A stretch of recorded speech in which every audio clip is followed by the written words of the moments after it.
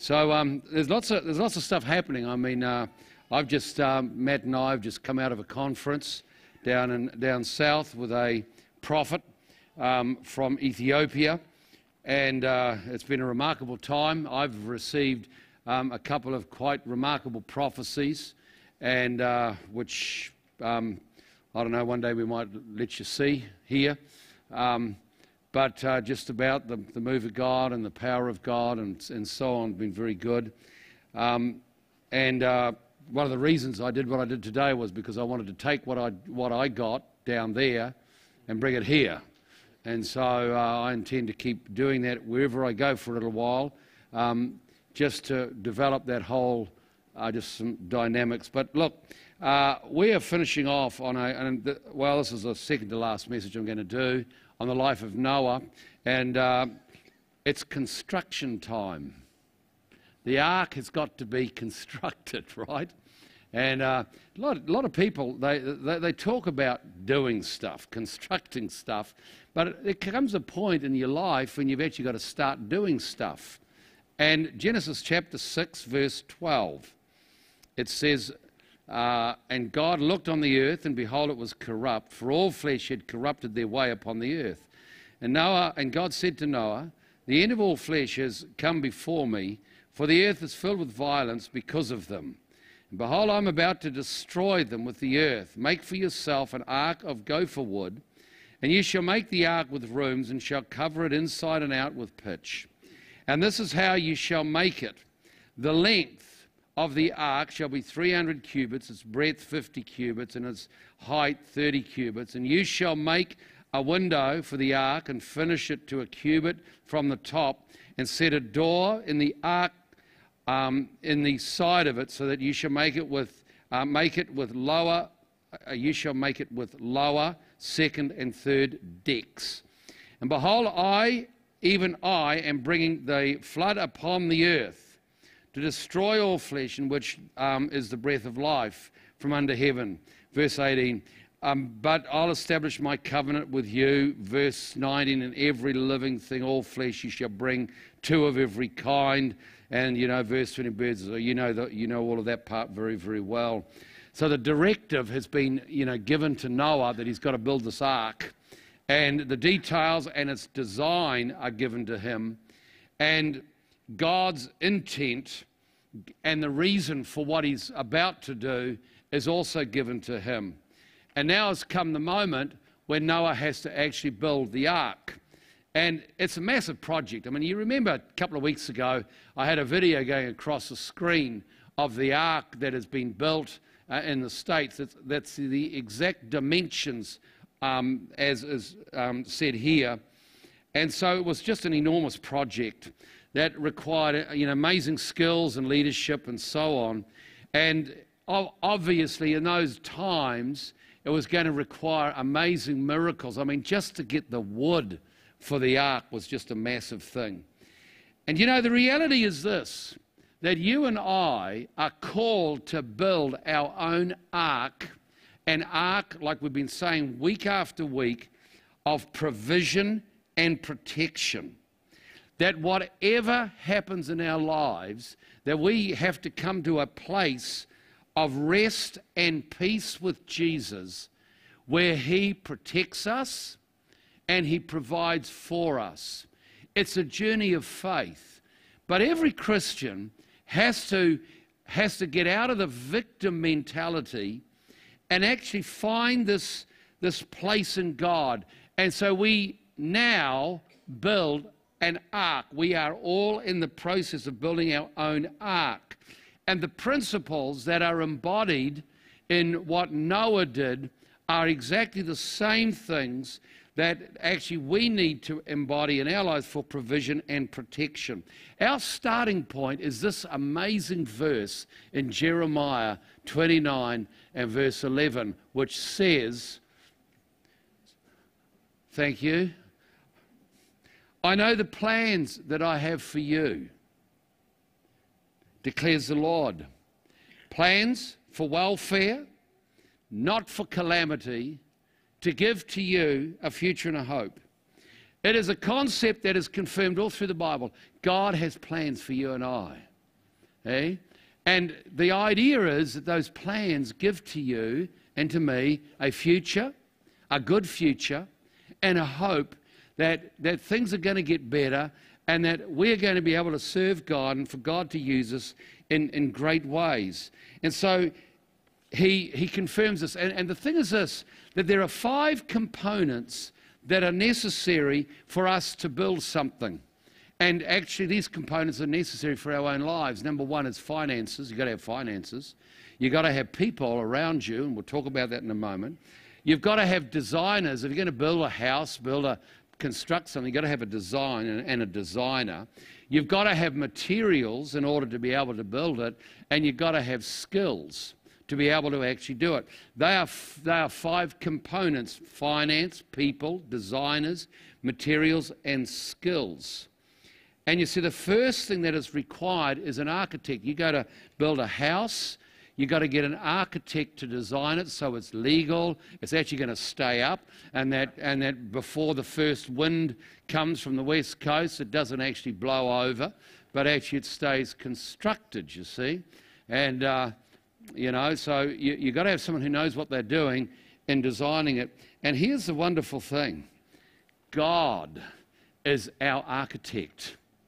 He is the chief architect. The amazing thing is that the chief architect, God, has a perfect construction to be done in our life. That for your life, He has actually got a plan. He's got a construction that He wants built. He's already designed it. He knew you from even before you were conceived in the womb. He had a plan and a purpose for your life. And so here we've got this amazing thing. God's got a construction for your life, but it's going to take leadership skills, because there is no way that Noah was going to be able to build the ark without having extraordinary leadership. Because, you know, you might just think a little bit like that TV program that used to be on TV, Bewitched, you know. And if you've ever seen it, you know, she'd wiggle her nose and it'll all happen, right? Well, actually, wiggling your nose ain't going to do this. Yeah, it's true. Right? Wiggle your nose all you like, but it's not going to construct anything in reality. And so you've got to have, there's got to be some leadership. See, I reckon this, that Noah had to have extraordinary leadership skills in order to be able to construct that ark, because you've got all these people who are rejecting him, who are going to say, what are you building a boat in the middle of nowhere? I mean, you're miles away from the sea, and you're way up on a hill. I mean, it's just stupid. And you know, you've got to have some leadership to be able to get all of those people together and work with the various workers and the personnel. And of course, he's got his own kids to deal with, right? And you know, sometimes your kids aren't that cooperative. They sort of think that they are going to go and do their own thing, especially when they get 20, 30, 40 years of age. Oh, I've never had that, of course, in my family, but everybody else gets that. And, you know, my kids have always just done exactly what I've said. You know, oh, your daddy, whatever you say will do. But you need to have other employees, other people. He would have had to hire people in who had the skills. And it just required incredible resources, supernatural skills and so on.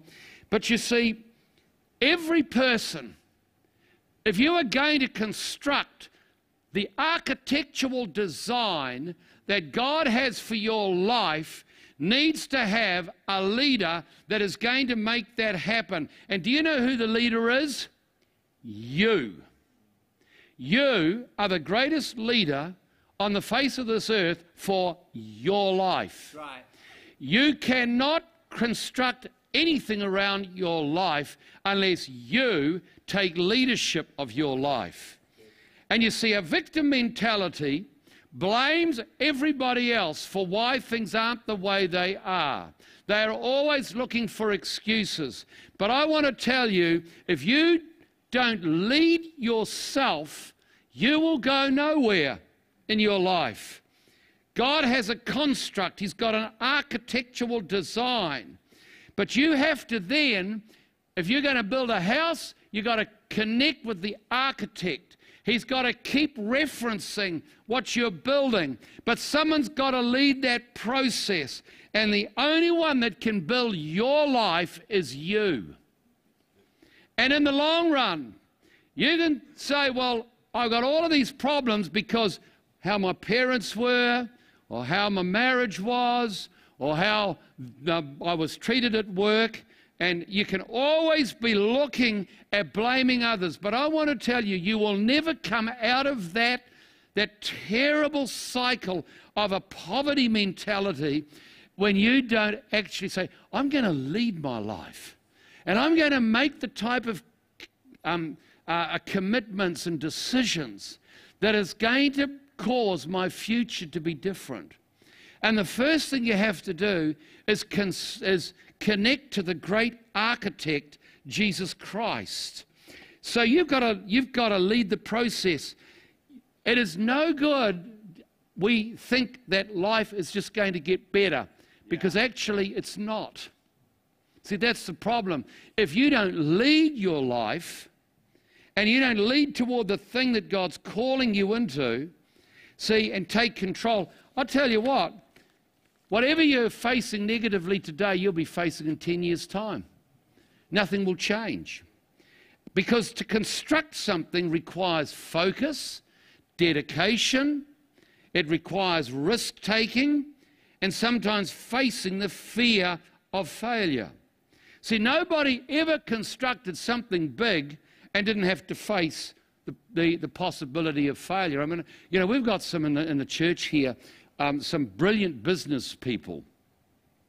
But if you were to talk to every single business person, to have the successful business operation, at some point in time, they had to lay everything on the line. All their money, all their future, all their opportunities that they thought they could do as well. You know, you've got to be so focused. If you're gonna run a successful business, man, you'll put your house into it. You'll have to sell your car. You know, you thought you had the best car in the world. You'd saved up for it, but you're going to have to sell the car because you're going to need the money for the business. And you know, you thought that you wanted to have the best phone. You might have to sell that and get a lesser phone, and so on. Because to construct something requires total focus and dedication. See, people want it easy, but actually nothing is easy. And see, this is what really I think is a terrible thing. See, we have this thing, often not with all of you, but it can easily happen, where we somehow think the boss, the owner of the business, is the bad boy. But actually, the owner of the business paid an enormous cost to get that business up and operational. He laid everything on the line in order to be able to give you a wage or a salary. Now, put that in your your pipe and smoke it. Right? Now you think, the boss, he's after everything. You know, he's not paying me properly so he can go and have his boat and his holiday home and whatever. But let me tell you something. You don't understand. He might have the boat and the holiday home, but it wasn't without 20 years of going through fear, failure, suffering, focus, dedication, paying the cost, selling everything that he had, putting aside wishes and desires, because if you're going to construct something, you've got to be focused and pour everything into it. And it's the same within our lives. If we want to have a better future and we want to build our lives according to the great architect's plan, ladies and gentlemen, we got to focus. We got to lead our life into that process. Okay? Now, you make mistakes. Now, some people, they make mistakes in a business, and then they say, you know, gone bankrupt, or nearly bankrupt, I'm not going to do that again. But that's defeatism. It's a victim mentality, and you won't ever construct anything. Because actually, it's inevitable you'll make mistakes. Because that's part of the deal. You learn from mistakes. Hey? So some people might say, man, I'd love to be able to do what you do. Get up, pray for people, get names, get dates, get all that sort of stuff. But you've got to understand, that didn't just suddenly pop up overnight. What? right? I mean, there were times I would have words of knowledge and call people out, and no one would respond, right? But you see, I was after detail. I was after accuracy. Yeah. And so I had to take the risk of making a fool of myself. And I did a few times. But the risk and the times of failure, they were worth it. Because now, thousands of people over the years have written to me and said, when you prayed for me and my life changed. But you see, the thing about failure is, will you have a huff and say, God, it wasn't fair, you didn't do what you said you'd do, it's just no good? Or would you actually rise up and say, I'm going to go again. I'll find out what I did wrong, I'll have another go. That's what businessmen do. You know, they do a deal, and the deal mucked up. So they go again, they find, well, what do they do wrong? How do they get it? And you go to the chief architect, his name is Jesus, and you say, Jesus, what went wrong? What did I do wrong? I've got to learn something here. That's what great leaders do. They actually lead their life even in the face of failure. Now look, I'm so pleased that I can use this illustration because nobody fits this illustration, right? Let's get that really clear, nobody. But there's a program on TV that I like. Well, I don't like it, actually, I hate it. But I like to watch it. I like to watch it because it's one heck of a lesson on life. And it's called My 600-Pound Life. Who's seen it? Okay, well, let me tell you what it is. It's a program about people who are morbidly obese and they are over 600 pounds in weight, which in our terms is 272 kilos. And so you've got to understand, a person who's at that weight, they generally cannot get up off the bed. They are so huge that they have to have a crane to get them up off the bed often.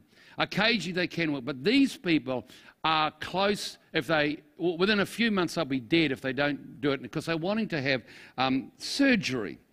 And so they're placed, so in the TV program, they place these people under the care of a surgeon called Yonan Nazara, and he's doctor now, that's how they refer to him.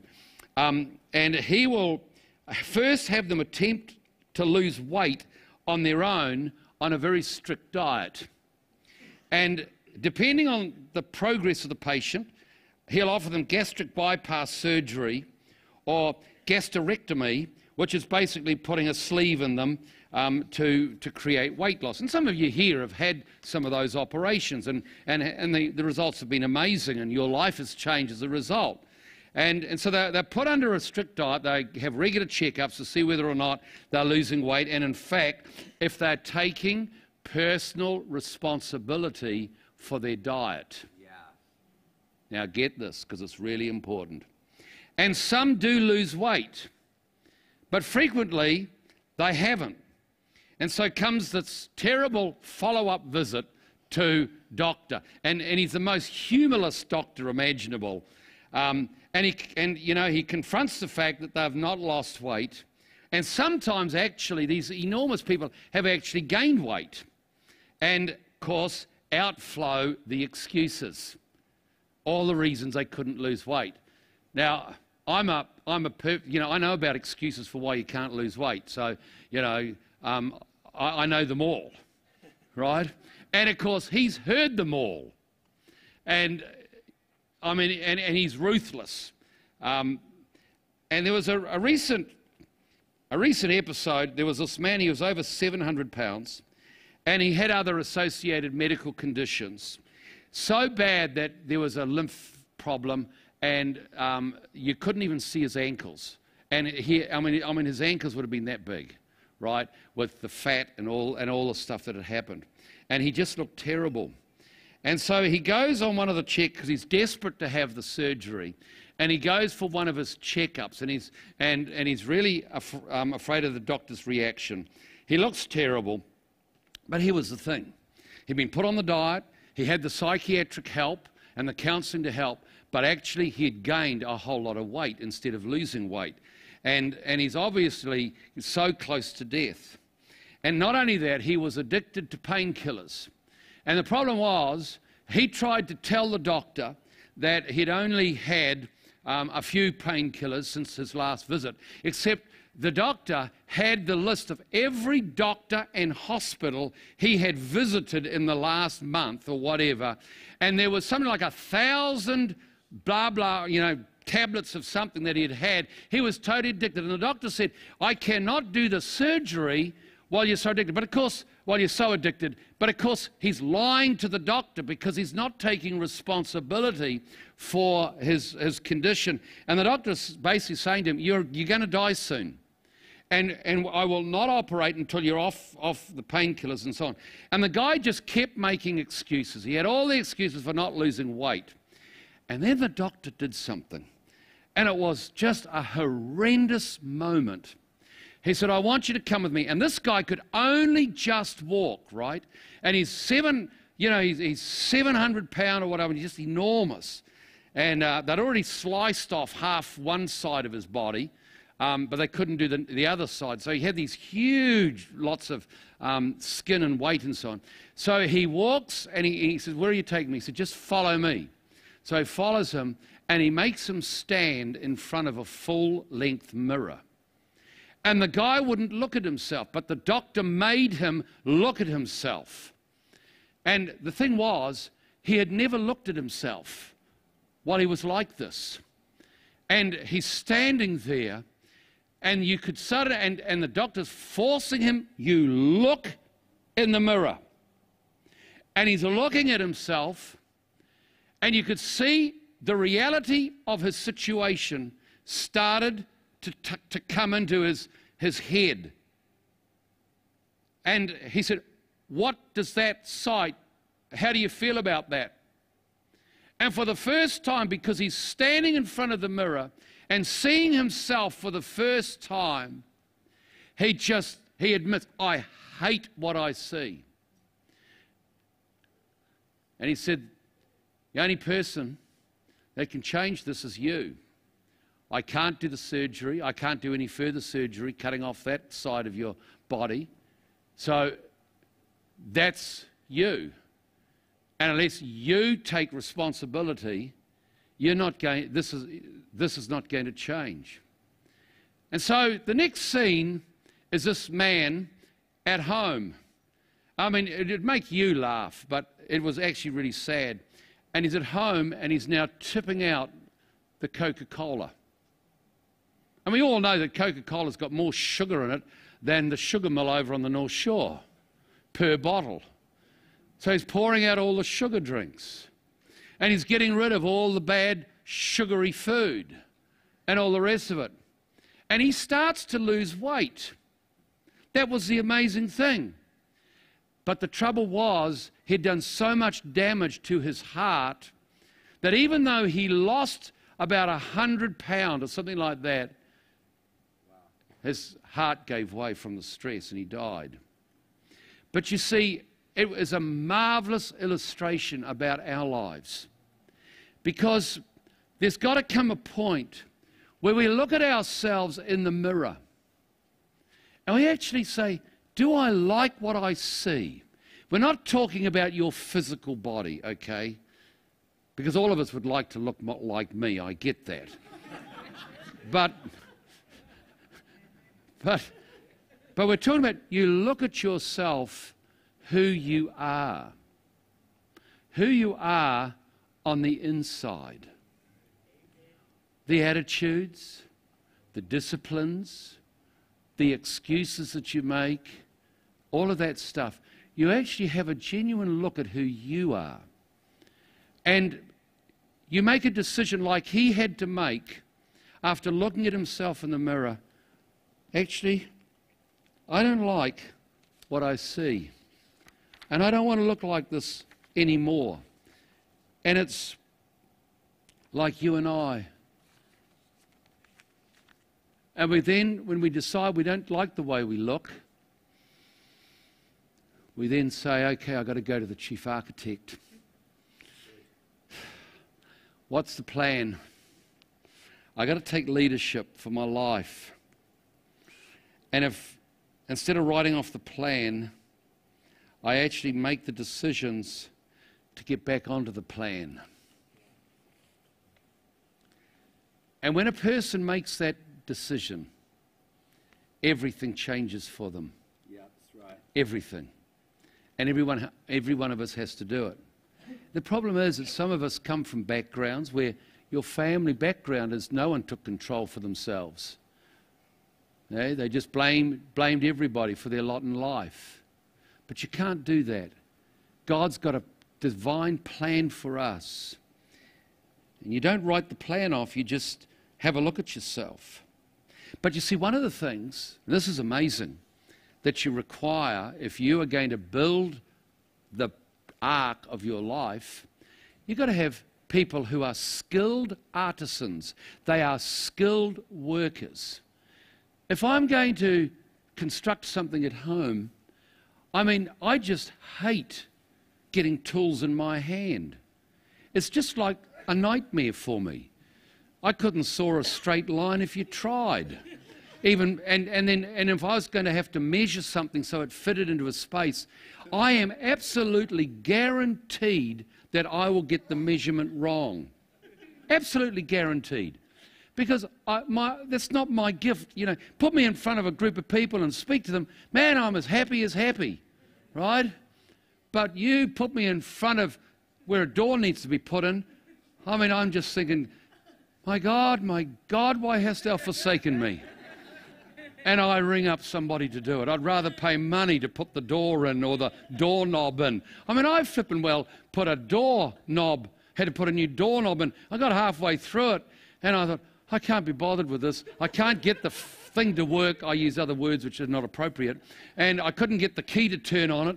And I just said, this is hopeless. And so I got my son, Reuben, to come. And he said, Dad, you're using the wrong key.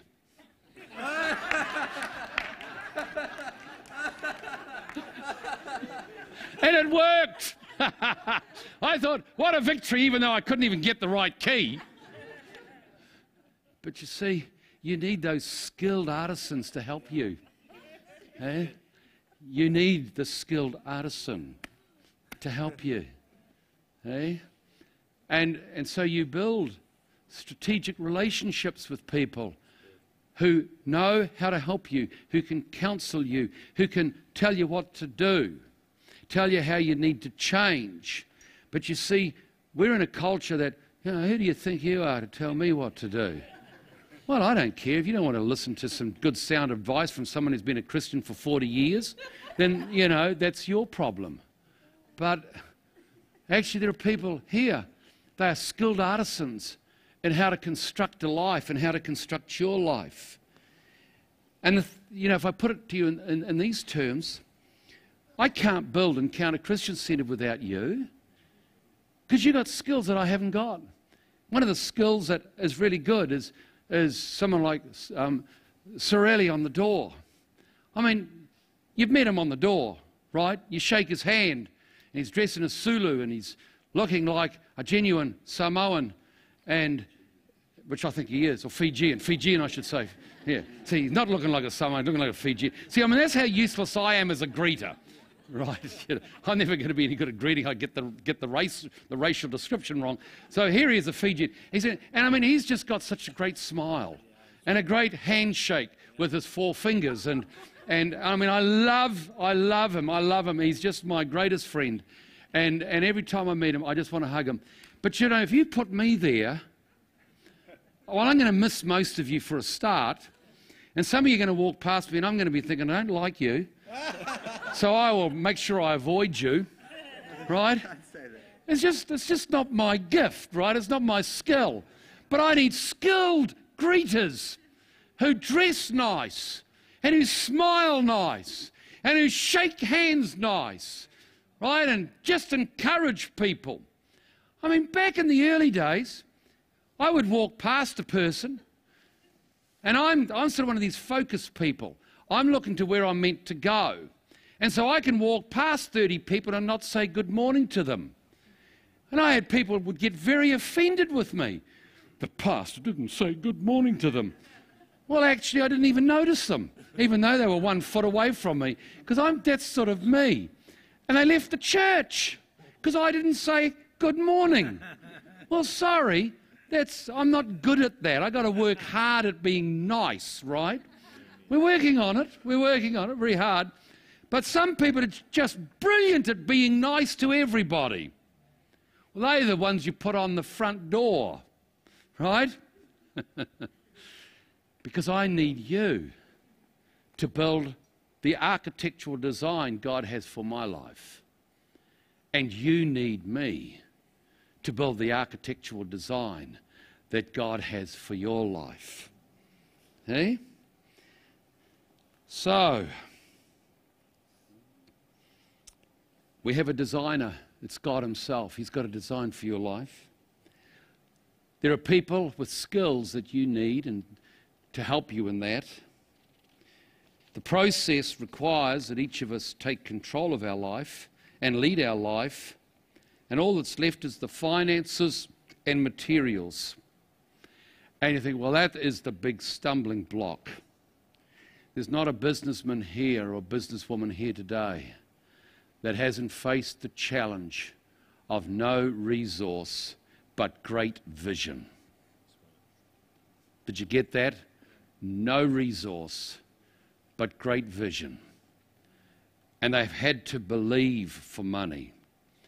They've had to believe God for the promise to be fulfilled. They've had to exercise faith. The Bible says in Romans 10:17, faith comes by hearing, and hearing the word of Christ. I haven't got time to go into the detail of what a rhema is. It's a Greek word, but it's about actually hearing God speak through the Bible and other ways. And the reality is, you have to build faith. And you build faith in your life to believe for finance and resource. You do it because you've heard a promise from God. And with the promise from God, what we call the rhema, the living word from God, there is built into that the power for it to get fulfilled.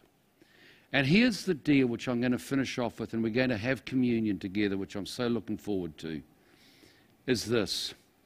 Every one of us have the same Holy Spirit inside of us. And the Holy Spirit is the revealer of secrets.